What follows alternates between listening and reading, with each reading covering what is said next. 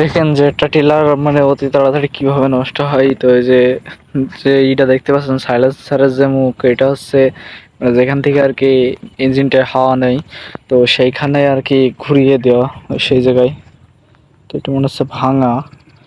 তো এই যে মানে প্রচুর পরিমাণে কালি কিন্তু, তো এটা আর কি হয়েছে যে এই সাইলেন্সারের থেকে যে ধোঁয়াটা বের হয় সেটা আর কি এখানে এসে লাগে, আবার ওইটা থেকে আবার ভিতরে যায়।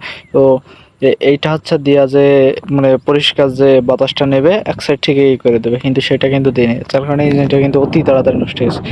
গাড়ির যে কন্ডিশন দেখেন, তো মানে গাড়ির বয়স অনেক বছর, তো গাড়ির যে অবস্থা, মানে এই গাড়ি যদি একটু বেশি নরম কাদায় যায় তাহলে আর পারবে না।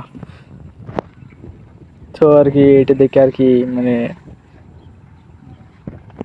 মাঠে আর কি দেখলাম, এর জন্য আর কি আপনাদেরকেও দেখালাম যে এরকম ভুল কেউ করবেন না, যে এই গাড়ি আর কি কিছু নেই, মানে সবই ভেঙে ভেঙে পড়তেছে এক একটা।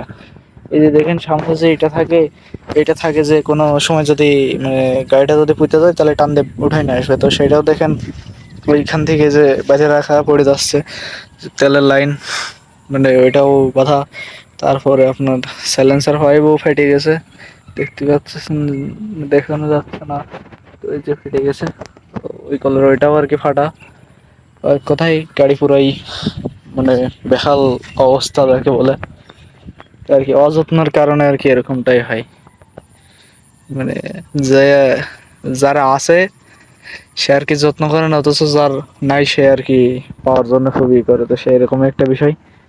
তো সবাই ভালো থাকবেন, সুস্থ থাকবেন, আর আমাদের জন্য দোয়া করবেন। আল্লাহ হাফেজ।